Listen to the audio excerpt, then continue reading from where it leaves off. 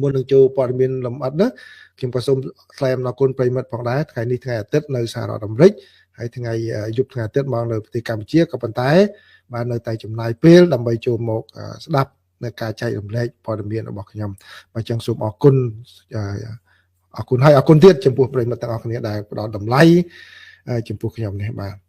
ចឹងព័ត៌មានទី1បាទព័ត៌មានទី1នេះគឺជាសេចក្តីរាយការណ៍របស់សារព័ត៌មាន Couchsode ដែលជាខ្ទង់មតិរបស់អ្នកសារព័ត៌មានជើងចាស់របស់សារព័ត៌មាននេះហើយខ្ញុំមិនផ្សាយទាំងសងទេខ្ញុំដកសងនៅ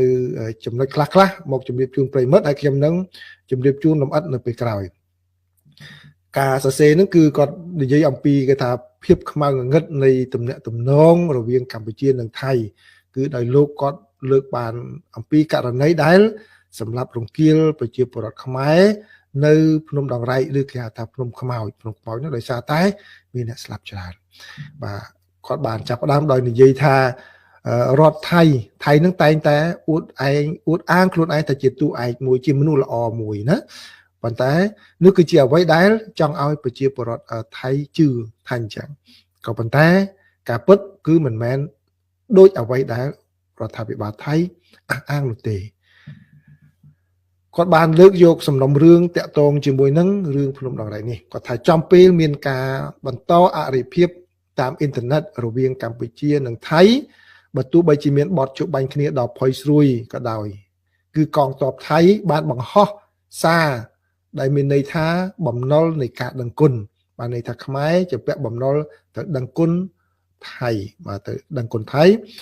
ដោយដាក់រូបថតហ្នឹងគឺរូបថតដែលបង្ហាញពីប្រជាជនកម្ពុជានៅក្នុងជំរំដោយតែក្នុងរូបដែលគាត់បានបង្ហាញនេះឲ្យឃើញនេះគឺរូបរបៀបហ្នឹងដែលថៃទាមទារសគុណពីកម្ពុជា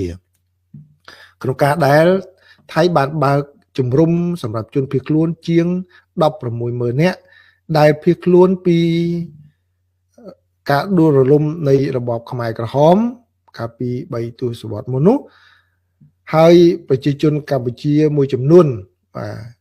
បានឆ្លើយតបទៅវិញដោយកំហឹងគាត់3ទសវត្សរ៍កាលពិតមុនច្រើនជាងហ្នឹងណាបាទប្រហែលជា4ហើយជាង79 80ឯនោះបាទ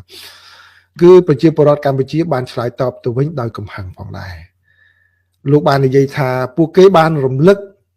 ដល់ឧបទ្ទវហេតុដែលពួកគេហៅថាការប្រឡាយពូជសាសន៍នៅភ្នំដងរែកឬភ្នំខ្មោចដែលនេះគឺជាចម្ពោះដ៏ខ្មៅងងឹតនិងគួរឲ្យអាម៉ាស់នៅក្នុងប្រវត្តិសាស្ត្ររបស់រដ្ឋថៃ